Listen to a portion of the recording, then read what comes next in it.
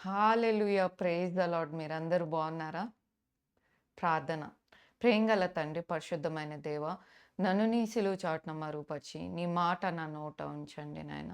శక్తి చేత, బలం చేత కాదు కానీ, మీ ఆత్మ ద్వారా నడిపించమని ప్రభువైన యేసుక్రీస్తు నామములో అడిగి వేడుకున్నాను తండ్రి. ఆమేన్. మీ అందరికీ వందనాలండి. మరి ఈ దినాన దేవుడు నా హృదయంలో పెట్టింది మీతో పంచుకోవాలనుకుంటున్నాను. హెబ్రీ రాసిన పత్రిక 12వ అధ్యాయం కొన్ని వచనాలు నేను చదువుతాను. ఒకసారి హెబ్రీ రాసిన పత్రిక 12వ అధ్యాయం 14వ వచనం. అందరితో సమాధానము, పరిశుద్ధతయు కలిగి ఉండుటకు ప్రయత్నించుడి. పరిశుద్ధత లేకుండా ఎవడును ప్రభువును చూడడు.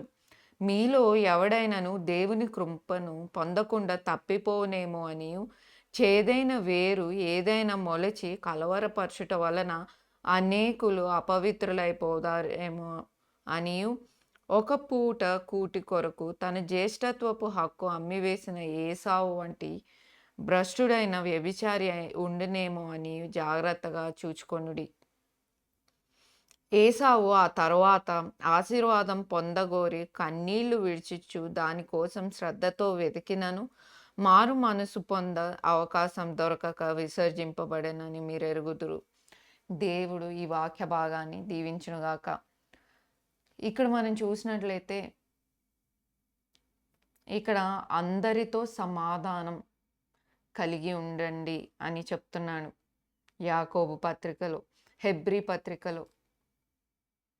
అంతేకాదు పరిశుద్ధత కలగడానికి ప్రయత్నించండి. పరిశుద్ధత లేకుండా ఎవరు ప్రభువును చూడరు. మత్తయి సువార్త 5:8 హృదయ శుద్ధి గలవారు దేవుని చూచెదరు అని రాయబడి ఉంది కదండి. ఒక క్రైస్తవుడికి కావాల్సిన ముఖ్య లక్షణం ఏంటి అంటే పరిశుద్ధత. అదే ప్రభు అంటాడు, నేను పరిశుద్ధుని కనుక మీరు పరిశుద్ధులై ఉండుడి అని. అలానే యెషయా ప్రవక్త యెషయా గ్రంథం 6వ అధ్యాయంలో చూసినట్లయితే వేవేల దూతలతో ఆయన పరిశుద్ధుడు పరిశుద్ధుడు అని కొనియాడబడేవాడుగా ఉన్నాడు. మరి అంత పరిశుద్ధమైన ప్రభువుని చూడాలి, ఆయనతో మాట్లాడాలి, ఆయనను కనుగొనాలంటే మనలో ఎంత పరిశుద్ధత కావాలి. ఈరోజు విచారకరమైనది ఏంటంటే హృదయంలో పాపం పెట్టుకొని, హృదయంలో మోసం పెట్టుకొని, హృదయంలో వ్యభిచారం ఆలోచనలు మనసు పెట్టుకొని దేవునికి ప్రార్థిస్తాం. దేవుడు మన ప్రార్థనలు అంగీకరిస్తాడా? వీలైనంత వరకు సమాధానంగా ఉండండి ఇతరులతో. ఇతరులతో గొడవ పెట్టుకుందే మనకు రోజు గడవదు. అది నీ భర్త అవ్వచ్చు, మీ అత్తగారు అవ్వచ్చు, లేకపోతే మీ అక్క అవ్వచ్చు, లేక అన్న అవ్వచ్చు కదండి. కొంతమందికి గొడవ పెట్టుకుందే వారి దినం గడవదు. కానీ వీలైనంత వరకు సమాధానంగా ఉండండి అందరితో. పరిశుద్ధత కలిగి ఉండండి. పరిశుద్ధత లేకుండా దేవుణ్ణి మనము చూడలేము అని హెబ్రీ పత్రికలో రాయబడి ఉంది. ఈ దినాన నా అంశము పరిశుద్ధత. పరిశుద్ధత అంటే అదేదో తెల్ల బట్టలేసుకొని నేను పరిశుద్ధుడిని కావాలి, కావాలి అనుకుంటే పరిశుద్ధత పొందుకోలేము. కానీ చూడండి, ఒక గ్లాస్ తీసుకుంటే ఆ గ్లాస్‌లో ఒక పాలున్నాయనుకోండి. దానిలో ఒక చిటికెడు మట్టి వేస్తే పాలు అంతా అపవిత్రం, ప పరిశుద్ధంగా ఉండవు కదండీ. పోన్లే లేపోతే ఒక గ్లాస్ పాలల్లో ఒక ఈగ పడితే పర్లేదులే అని తీసేసి మనం ఆ పాలు తాగుతామా? కాదు, పారవేస్తాం. మరి కొంచెము మురికి చేరితే మొత్తము మురికి అయిపోతది. అలానే ఒక్క కుళ్ళిపోయిన పండు తీసుకున్నట్లయితే ఆ కుళ్ళు అన్నీ మంచి పండ్లలో పెట్టినట్లయితే మిగతా పండ్లు గూడా అన్నీ కుళ్ళిపోతాయి. కాబట్టి పరిశుద్ధత కూడా అలానే. నేను అన్నీ బానే ఉన్నాయి. ఆ ఒక్క సిగరెట్ అలవాటు, ఆ ఒక్క తాగుబోతనం అలవాటు, ఆ ఒక్క పరాయి స్త్రీ వ్యామోహం అలవాటు, ఆ ఒక్క దొంగతనం అండి, ఆ ఒక్క చెడ్డ మాటలండి అని నీవు అనుకున్నట్లయితే నీవు పరిశుద్ధుడవా? మరి దేవుడు పలుమార్లు చెప్పాడు. నేను పరిశుద్ధుని గనుక మీరును పరిశుద్ధులై ఉండుడి అని. అంతేకాదు ఇక్కడ హెబ్రీ పత్రికలో ఎంతో స్పష్టంగా రాయబడి ఉంది. మీలో ఎవడైనను దేవుని కృపను పొందకుండా తప్పిపోనేమో అనియు, చేదైన వేరు ఏదైనా మొలిచి కలవరపరచుట వలన అనేకులు అపవిత్రులైపోదురేమో అనియు. మరి దేవుని కృప, ఆయన కృపా సంపన్నుడు. ఆయన ఎంత మిక్కిలి కృపామయుడు అనవచ్చు. ఎందుకంటే తన ప్రాణాన్ని, తన శరీరాన్ని, తన రక్తాన్ని మన కొరకు దారిపోసాడు. అంతేకాదు మనకి ఉచితంగా ఆయన రక్షణను, ఆయన కృపను చూపుతూనే ఉన్నాడు. ఆయన కృప మన పట్ల ఉంది కాబట్టే మనం ఇంకను నశించిపోలేదు కదండీ! అయితే ఆయన కృప నుండి మీరు తప్పిపోతారేమో కాబట్టి చేదైన వేరు ఏదైనా మీలో మొలిచి ఉంటే దానిని చూసుకొనుడి జాగ్రత్తగాని. ఈ చేదైన వేరు అనేది ఎంతో ముఖ్యమండి. చూడండి, మీరు ఒక వ్యవసాయంలో పనిచేసినా, లేకపోతే ఒక ఒక పూల తోటలో పనిచేసినా, ఒక పండ్ల తోటలో పనిచేసినా, ఒక చెట్టు మంచిగా అన్ని ఫలాలు ఇచ్చింది. ఇంకొక చెట్టు ఆహ్, ఏవో పుచ్చిపోయినవి, కుళ్ళిపోయినవి, పాడైపోయినవి పండ్లనిస్తుంది. చేదైనవి ఇస్తుంది. మరి దీని సమస్య ఆ చెట్టా? లేకపోతే చెట్టు కొమ్మనా? లేకపోతే ఆకుల వలన? కాదు. దాని యొక్క వేరు. మరి చేదైన వేరు ఏదైనా మొలిచి ఉంటే వాటిని వేరులతో సహా పెరికివేయాలి. చాలా సార్లు పాపాన్ని మనం ఎలా చూస్తామంటే పైనే చూస్తాం. కానీ ఇది ఎక్కడ నుండి మొలుస్తున్నది అనేది మనము గ్రహించుకునేవారుగా లేము. అదే ఇక్కడ రాయబడింది. మీలో చేదైన వేరేదైనా మొలిచి ఉంటే దేవుని కృప నుండి మీరు తప్పిపోదురేమో జాగ్రత్తగా చూసుకోమని అంటున్నాను. మనలో చేదైన వేరు ఎట్లా మొలుస్తది? చాలా సార్లు మన ఫ్రెండ్స్ ద్వారా ఎక్కడికైనా బయటికెళ్ళినప్పుడు ఎ ఒక అనాలోచన వలన, ఒక వ్యభిచార తలంపు ముందు వెమ్మటే ఒక మనిషి వ్యభిచారం చేయడు గానీ, మనసులో దానిని మొదట హృదయంలో దాన్ని ఆశిస్తాడు. అరే! ఈ అమ్మాయిని పెళ్లి చేసుకుంటే బావుండు. లేకపోతే ఆల్రెడీ నీకు వివాహమైన మోహపు చూపుతో ఇంకొక స్త్రీని చూడడం. తను నాదైతే బావుండు అనుకోని ఒక తలంపుకిచ్చి చోటిచ్చి, ఆ తర్వాత తనతో మాట్లాడి, ఆ తర్వాత తప్పైన లైంగికమైన సంబంధాలు కలిగి ఉండడం. మొదట ఒక చిన్న ఆశతో మొదలవుతది. మరి అది చిన్నగా ఉన్నప్పుడే అది వేరులతో సహా పెరికివేయాలి. అది అసూయ తలంపు అవ్వచ్చు. అరే! పక్కనోళ్ళు నాకంటే బాగున్నారు అని వారిని చూసి మనం అసూయ పడటము. వీరికేదైనా దెబ్బ తగిలితే బావుండు, వీరికేదైనా కష్టమొస్తే బావుండు, ఎప్పుడు నాకేనా కష్టాలు, అందరూ బానే ఉన్నారు కదా! అనే ఆలోచన. ఈ చేదైన వేరు మొలచి ఉంటే వాటిని పెరికివేయాలి అని దేవుని వాక్యం సెలవిస్తుంది. బైబిల్‌లో అనేక మంది మనం ఆ చేదైన వేరు వ్యక్తులు కొంతమందిని చూడవచ్చు. అతను ఏసావు. మరి ఆదికాండంలో మీరు చూసినట్లయితే ఏసావు, యాకోబు, ఇస్సాకు, రెబెక్కాలకు పుట్టిన ఇద్దరు బిడ్డలు. మరి ఏసావు జ్యేష్ఠుడు. మరి వారిని ఆశీర్వదించాల్సి వచ్చినప్పుడు మరి బైబిల్ ప్రకారం జ్యేష్ఠులకి రెండంతల ఆశీర్వాదం అని ఉంది. అయితే తన తను తన శరీరం అంతా ఎంట్రుకలుంటాయి. అయితే తన తండ్రికి భోజనం సిద్ధం చేయాల్సొస్తే మరి వాస్తవానికి అతను ఒక వేట పని చేసే వ్యక్తిగా ఉన్నాడు. అయితే తను వేటాడి వచ్చి అలసిపోయి ఒక్క పూట కూటి కొరకు, మరి అదే నాన్ వెజిటేరియన్ గూడా కాదు, చిక్కుడుకాయల కూరంట. ఆ కూర తినటానికి తన జ్యేష్ఠత్వపు హక్కును అమ్మివేస్తాడు యాకోబుకి. మరి తన తండ్రి ఆ కళ్ళు కనిపీయకపోవడం వలన తన చేతిని అంత ఎంట్రుకలుంటే పెద్దవాడు, లేకపోతే యాకోబు చిన్నవాడని అనుకుని ఆ తండ్రి మరి తను మారువేషం యేసుకొని ఆహ్, ఆ దినాన ఆ చిక్కుడుకాయల కొరకు తన జ్యేష్ఠత్వపు హక్కును అమ్మివేసేవాడుగా ఉన్నాడు. ఒక్క పూట కూటి కొరకు. మరి జ్యేష్ఠత్వం అంటే ఎంతో ప్రాధాన్యం. మరి జ్యేష్ఠులు దేవుని పరిచర్యలో ఎంతో ముఖ్యమైన వారు. జ్యేష్ఠులు దేవుని దేవుని సొత్తు అంటే దేవునికి సమర్పింపబడిన వారు, మరి యాజక ధర్మం చేయవలసిన వారు. అటువంటి ఏసావు తన ఒక్క పూట తన యొక్క ఎందుకు ఆయన అమ్మివేయాల్సొస్తుంది తన యొక్క హక్కుని అంటే, తను ఒక లేజినెస్. అబ్బా! ఇప్పుడు ఎవరు జేసుకుంటారులే, ఇప్పుడు ఎవరు వండుకుంటారు, సరే అమ్మేస్తే పోరాదు అని ఒక్క పూట కూటి కొరకు తన యొక్క జ్యేష్ఠత్వపు హక్కును అమ్మివేశాడు. ఈరోజు చాలామంది ఒక్క పూట సంతోషం కొరకు, ఒక్క పూట పాపపు భోగం కొరకు దేవుణ్ణి అమ్మివేస్తున్నాం. ఒక్క పూట తమ ఫ్రెండ్స్ పదండి తాగడానికి వెళ్దామంటే వెంటనే ఈ ఒక్కరోజే కదా ప్రభువా!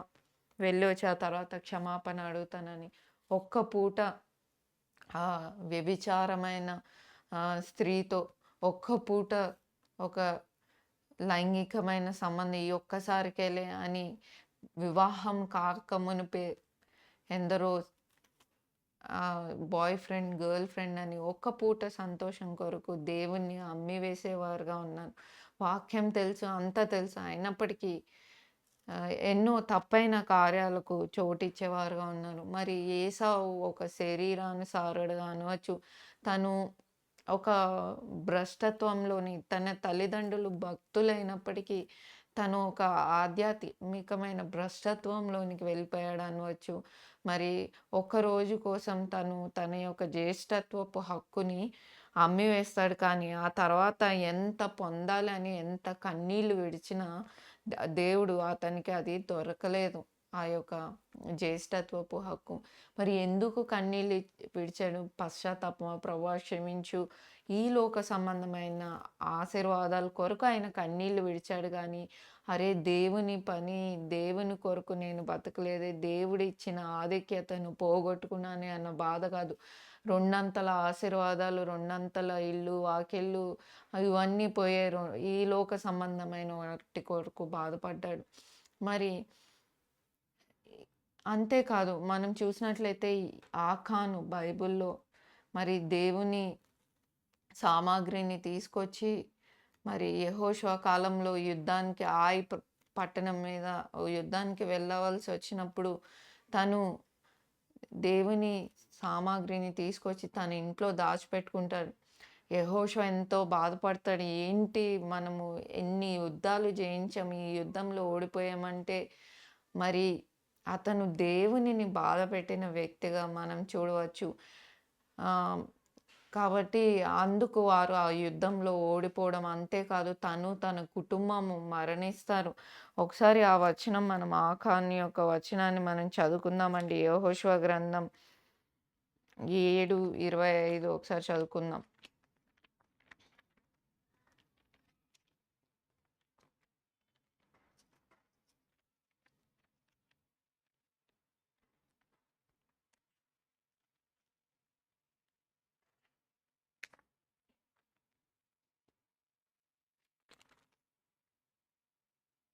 అప్పుడు యెహోషువ నీవేళ మమ్ము బాధపరిచితివి, నేడు యెహోవా నిన్ను బాధపరచుననగా ఇశ్రాయేలీయులందరూ వానిని రాళ్లతో చావగొట్టిరి. మరి ఇక్కడ చూసినట్లయితే నీవు యుద్ధంలో మమ్మల్ని ఓడింపజేసి మమ్మల్ని బాధపరిచావు కాబట్టి నేడు దేవుడు నిన్ను బాధపరచును. అంతేకాదు అక్కడ ఉన్న వారందరూ ఈయనని రాళ్లతో కొట్టి చంపి అట్లనే తన కుటుంబంలో ఉన్న వారందరూ వారందరూ చనిపోతారు. మరి ఒక్క చేదైన వేరు, ఒక్క దొంగతనం తను చేసిన దానికి తను తగిన ప్రతిఫలాన్ని అనుభవించాడు. ఈ దినాన ప్రియ సహోదరుడా, సహోదరి, మనమందరము మానవులం. అందరము తప్పు చేసి ఆయన కృపలో ఆయన యొక్క మహిమలో పడిపోయిన వారమే. అయితే మనము ఒప్పుకొని దానిని విడిచిపెట్టినట్లయితే ఆయన నీతిమంతుడు, నమ్మదగిన వాడు, సమస్త దుర్నీతి నుండి మనల్ని పవిత్రులుగా చేయనై ఉన్నాడు. ఈరోజు ఆ చేదైన వేరు ఏదైతే మనలో మొలిచి ఉందో అది ప్రభువా వీటిని వేరులతో సహా పెరికివేయమని అడుగుదాం. ప్రభువా నా శక్తితో నేనైతే దానిని పెరికివేయలేను, నీ శక్తి కావాలి నాయనా, నీ సహాయం కావాలి అని దేవుణ్ణి అడుగుదాం. రోమీలు రాసిన పత్రిక 6:11 మీరు పాపము విషయము మృతులు క్రీస్తు విషయము సజీవులై ఉన్నారని రాయబడి ఉంది. అంతేకాదు ద్వితీయోపదేశ కాండం 29:18లో ఆహ్, ఒకసారి చదువుకుందాం. వేరుని గురించి స్పష్టంగా రాయబడి ఉంది. ద్వితీయోపదేశ కాండం 29:18, 29వ అధ్యాయం 18వ వచనం.